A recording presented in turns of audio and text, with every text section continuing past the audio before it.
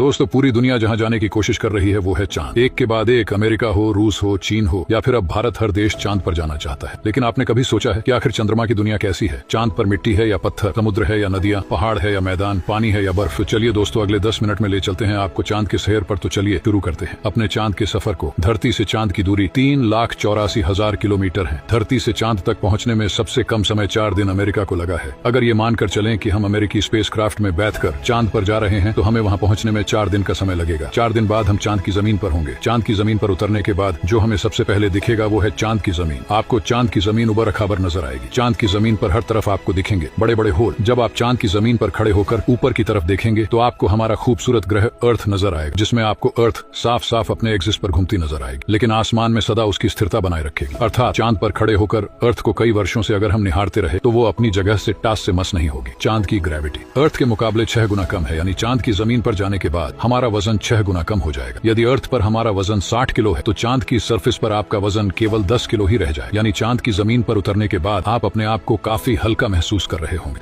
आप इधर उधर आसानी से उछल पाएंगे। इसी कारण नील आर्मस्ट्रांग जब चांद पर चल रहे थे तब उछल उछल कर चल रहे थे, क्योंकि दोस्तों चांद पर अर्थ की तरह चल पाना संभव नहीं है। चांद पर नील आर्मस्ट्रांग और उनके साथियों के कदमों के निशान आज भी चांद पर मौजूद है, क्योंकि वहां पर हवा नहीं होने की वजह से वे निशान मिटे। फिर थोड़ा चलने के बाद जब आप चांद पर इधर उधर देखोगे तो आपको बहुत सारा कचरा, बैग, पेपर, बहुत कुछ टूटा फूटा सैटेलाइट और यान मिलेंगे। ये सारा कचरा हम इंसानों ने फैलाया है। ये कचरा इतना ज्यादा है कि 5 ट्रक भर सकते हैं। चांद पर कचरा, बैग, पेपर अंतरिक्ष यात्रियों ने फेंके थे, जिसमें उनकी मल, मूत्र और उल्टियां हैं। अब आप चांद की जमीन पर खड़े हैं तो आपको सबसे ज्यादा खतरा आसमानी मौत का है। जी हाँ, आसमान से आने वाली मौत। चांद का गुरुत्वाकर्षण कम होने की वजह से इसके पास कोई भी वायुमंडल मौजूद नहीं है। वायुमंडल की नामौजूदगी वहां पर रहने वालों के लिए उल्का पिंड जैसे खतरे का डर लगातार बना रहता है। यानी आप चांद पर खड़े हैं और पता नहीं कब एक बड़ा पत्थर आसमान से उड़कर आएगा और आपकी मौत वहीं पर हो जाएगी। यही वजह है चांद पर बड़े बड़े होल्स, जो अर्थ से देखने पर जो चांद पर काले धब्बे दिखाई देते हैं, असल में वे धब्बे नहीं, होल्स हैं, जहां पर सूर्य की रोशनी नहीं पहुंच पाने की वजह से वो धब्बे नजर आते हैं। सूर्य के बाद आसमान में सबसे ज्यादा चमकने वाली अगर कोई चीज है तो वो है चंद्रमा। जब हम अर्थ के आसमान की तरफ देखते हैं तो हमें नीला दिखाई देता है, लेकिन चांद से आसमान की तरफ देखते हैं तो हमें नीला नहीं बल्कि काला दिखाई देता है। यानी आप जब भी ऊपर आसमान की तरफ देखेंगे तो आपको लगेगा कि आप